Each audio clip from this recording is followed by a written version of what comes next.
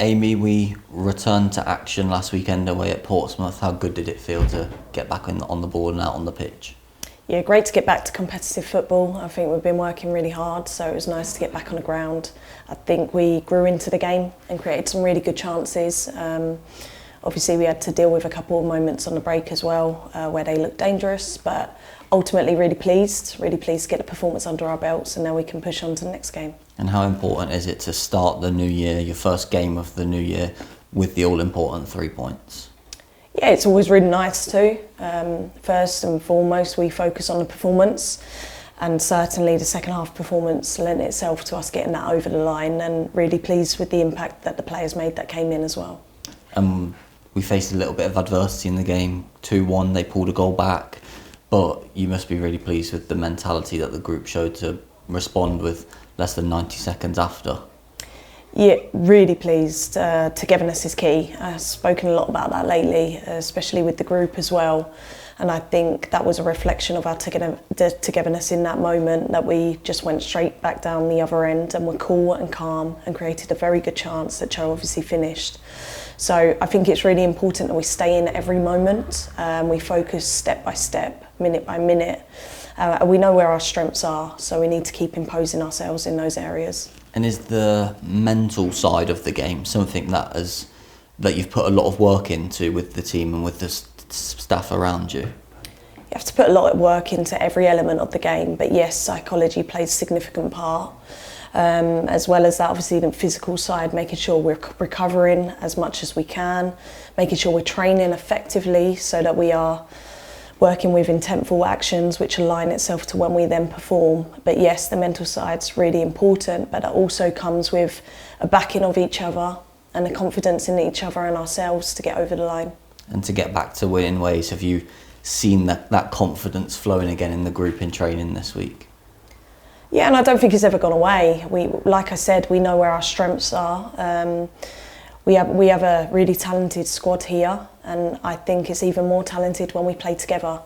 And we saw that in those moments on Sunday. So it's about building on that, progress, not perfection, and one game at a time.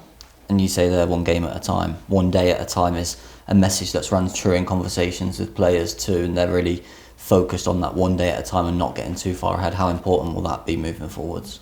Really important. I've always said you earn the right. So yeah, one step at a time, and that's where it's all about the present moment as well. It's really important, and we focus on ourselves and what we can control, and that is our performances. And if we look back to last week as well, Niamh Heron signed a contract extension. Why is it important to keep players like that and commit their future to the club? I think obviously Niamh's been here a couple of seasons now and has done really well. Really important that we keep the Blues identity and we keep that core group running through. She's absolutely deserved a new contract, and we can see that in her performances, and we'll continue to review the squad moving forwards as well. We want people to come on the journey with us. And of course, on a disappointing note, Lily Agg is ruled out now with an ACL injury. Just how frustrating and disappointing is that to lose a player like that, but also your comments on Lily too? Yeah, we're devastated for Lily. She's worked really hard, had an enormous contribution to the team so far this season and in previous seasons. She's a big player for us, in and amongst the squad, even off the pitch. So we're going to support her the whole way. We're backing her 100%. I have no doubt that she'll come back stronger than she was before. And of course, moving on to Sunday against Bristol City, a team who are in and around the top positions with ourselves. How important is it for the team to block out the noise that is perhaps generated around the first v third and just focus on getting the performance right, and then hopefully the result comes with that? Yeah, every game is competitive. Every game we play in this league is competitive and poses different challenges. I think with regards to this weekend, we have a really good understanding and know-how of Bristol themselves, as we've already played them twice. So it's now about focusing on where we can impose ourselves on this game, where our strengths apply and lend itself to this strategy to ensure we get a good performance. Does it alter your plans at all when you've already played a side twice in quick succession, now a third time, tweaking things to make sure that they don't know what to expect from you for a third time? I wouldn't want to expose too much on that question. You're always anyway reflecting on performances from yourself and the challenges you're going to face, and also the opportunities that the opposition give you. Ultimately, that's all that we can control. And yes, it will be really intriguing, won't it? Because we've already faced each other a couple of times, how both teams go about that. But at the end of the day, we have to focus on us, our performance, and where our opportunities lie.